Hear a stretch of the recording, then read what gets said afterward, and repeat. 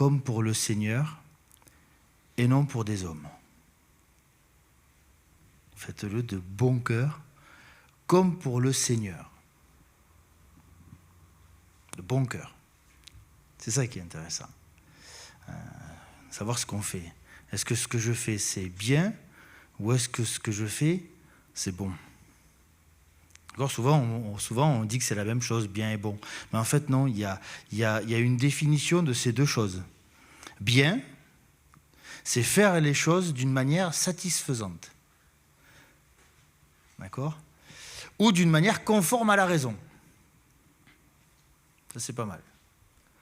Satisfaisant ou conforme à la raison. Et bon, c'est faire quelque chose qui a de la valeur. Et donc déjà, il y a une différence. Faire le bien et faire ce qui est bon. Il y a une belle différence. Et Dieu, d'ailleurs, nous parle souvent de faire des bonnes œuvres. D'accord? Et non de faire bien ses œuvres. Bien et bon. On s'est reconnu. Hein? Donc souvent, on entend que l'important, c'est faire ce qui est bien. Ça, c'est ce qu'on entend. Et les gens autour de nous pensent que c'est important de faire ce qui est bien. Oui, c'est pas faux. C'est important de faire ce qui est bien. Mais ce qui est bon, qu'est-ce qu'on en fait? Ce qui est bon, c'est quoi? Vous voyez? Et faire ce qui est bon, c'est quelque part, ça implique de connaître la valeur de ce que nous faisons. D'accord? Et dans sa parole, Dieu nous exhorte à faire les choses de bon cœur. Et si on décortique un petit peu, cœur, c'est psuké en grec. D'accord? Psuké, c'est le souffle de vie. D'accord? Donc du bon souffle déjà, souffle de vie. La vie, ce dans quoi se trouve la vie, c'est ça le cœur. Mais c'est aussi l'âme, le siège des sentiments. D'accord? Et c'est ce qui nous est offert par Dieu aussi. D'accord? Et pour atteindre, quelque part, la volonté de Dieu. Donc l'un dans l'autre, faire de bon cœur, c'est faire les choses avec le souffle de vie que Dieu nous a donné. D'accord? Et avec les sentiments qui ont de la valeur grâce à l'aide de Dieu. D'accord? Ce n'est pas des sentiments qui nous sont propres. D'accord? C'est des sentiments qui nous sont donnés par Dieu. Et quelque part, pour Dieu. Pour Dieu. Et quand on sait que Dieu s'est dépouillé lui-même, quand on sait que Dieu a donné son Fils unique afin que quiconque croit ne périsse point, mais qu'il ait la vie éternelle, quand on sait qu'il a tout donné, ça peut nous renvoyer à comment est-ce qu'on doit faire les choses, ou comment est-ce qu'on devrait faire les choses. Parce que moi, je n'aime pas dire on doit faire comme ça, mais comment on devrait faire les choses. Et Dieu, lui, mais il n'a pas regardé à l'économie. Hein. Il n'a pas regardé son porte-monnaie en se disant, bon, ouais, je veux bien faire, mais ça va me coûter, ou je veux bien faire, mais il va falloir que j'envisage d'autres choses derrière. Non. Dieu savait, lui, que c'était nécessaire. Il savait que se sacrifier lui-même était la seule chose qui pouvait nous sauver. Et parce que c'était nécessaire, parce que c'était la seule chose pour nous sauver, eh bien, ça a pris une valeur incalculable. Ça a pris une valeur immense. Ça a pris une valeur éternelle, une valeur divine, en fait. La valeur de Dieu. Et c'est comme cela, en fait, que Dieu nous demande de faire les choses. De bon cœur, avec de la valeur, avec la valeur que nous ne sommes pas capables de mesurer, en fait. Parce que cette valeur, si on la fait par nous-mêmes, elle ne pourra jamais avoir l'odeur de Dieu. Vous voyez ? Ces choses que l'on va faire, il faudra qu'elles aient l'odeur de Dieu. Et ça, c'est pas évident. Par nous-mêmes, c'est impossible. Voilà. On n'est pas Dieu. Donc nous, on peut faire tout ce qu'on veut. Si on le fait par nous-mêmes, ça n'aura pas bon cœur. Et comme c'est Dieu qui nous demande de faire les choses, eh bien c'est Dieu qui va nous donner la capacité de faire les choses. Et on doit s'en remettre à Dieu pour faire ces choses. Je vais juste prendre un exemple. C'est pas pour nous vanter, l'orgueil, je m'en fous, j'ai pas besoin de ça.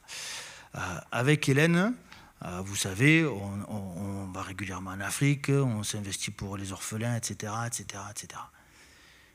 Alors il y a des gens qui nous disent c'est bien, vous avez bon cœur, machin. Oui, non.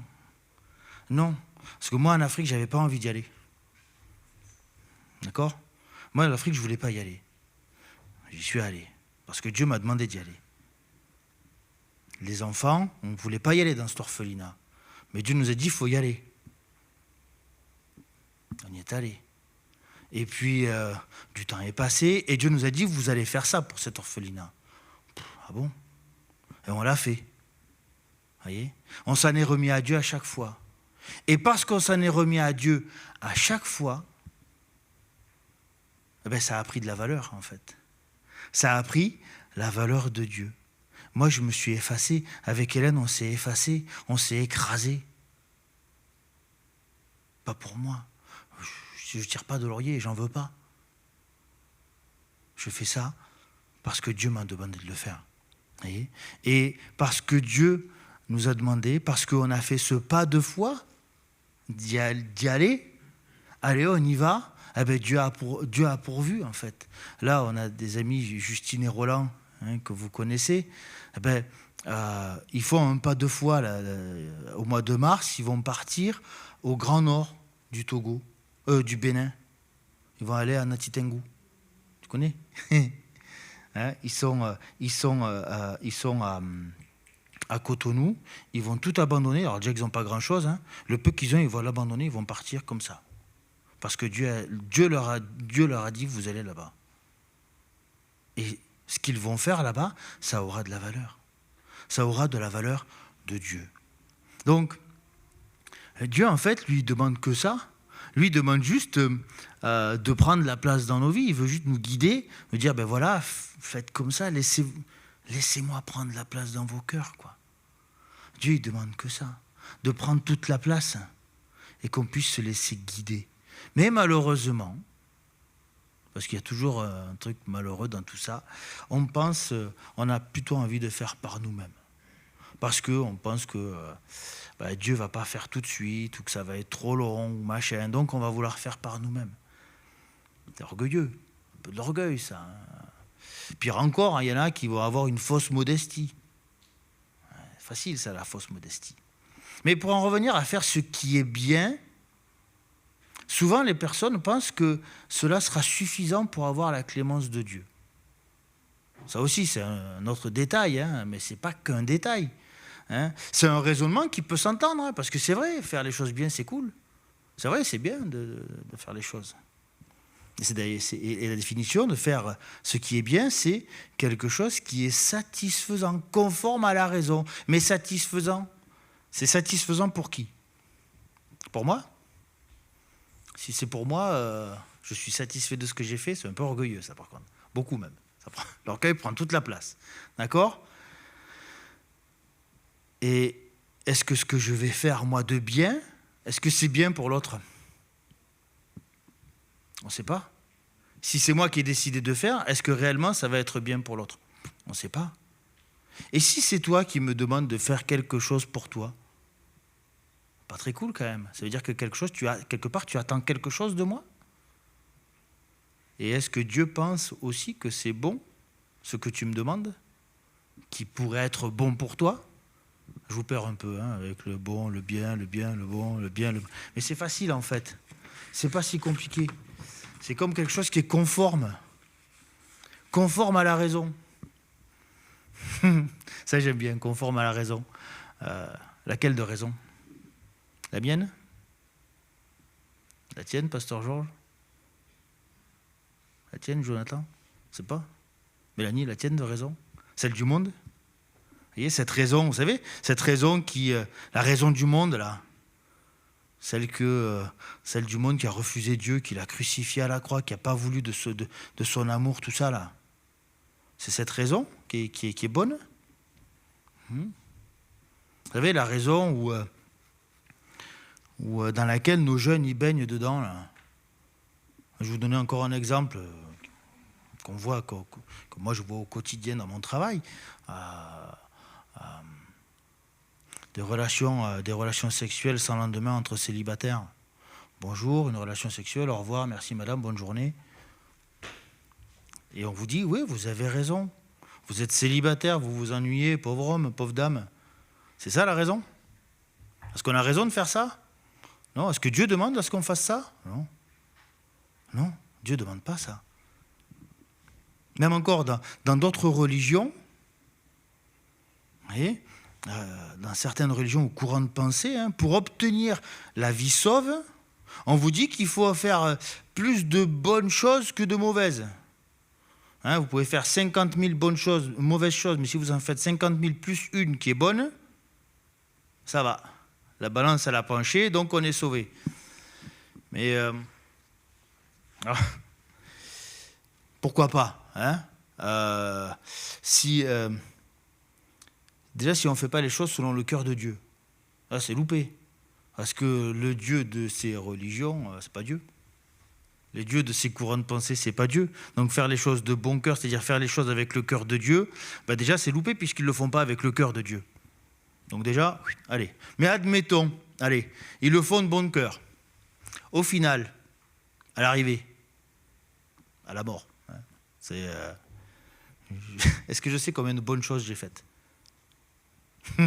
Je sais pas, quoi. J'ai pas un compteur là, comme les stadiers, là, tout ça. J'ai pas ça. J'ai pas d'application sur mon smartphone qui me dit hop, attention, t'es dans le rouge, t'es dans le vert. Non, on sait pas. Donc aucune assurance, zéro. Nakashwalou. Non, mais c'est vrai, voilà, c'est dangereux quand même. C'est dangereux. Mais bon, enfin, tout ça pour dire quand même que faire les choses bien, c'est bien, mais faire les choses avec un bon cœur, c'est mieux. Je pense que vous serez d'accord avec moi. Mais quand on fait les choses de bon cœur, si réellement on les fait de bon cœur, alors Dieu agit au travers de nos vies. C'est toute la gloire de Dieu qui va être là. D'accord ? Et si je le fais de bon cœur, comme pour le Seigneur, ça veut dire que je vais me mettre au service du Seigneur, comme pour lui. D'accord ? Et un serviteur, quelque part, il est aux ordres de son maître. Et moi, je me réjouis d'être aux ordres de mon maître. Quelle joie d'avoir un Dieu qui me dit « fais comme ça ». Waouh ! Quelle assurance ! Parce que si je le fais de bon cœur et que Dieu, lui, m'utilise pour faire les choses bien,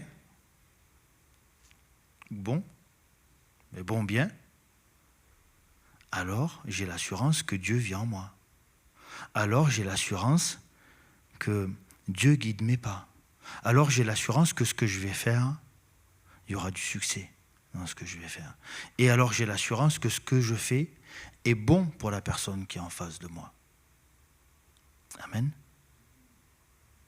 Et je vais juste pour terminer, juste un petit verset. Matthieu 12, verset 35. L'homme bon tire de bonnes choses de son bon trésor. L'homme bon tire de bonnes choses de son bon trésor. Amen.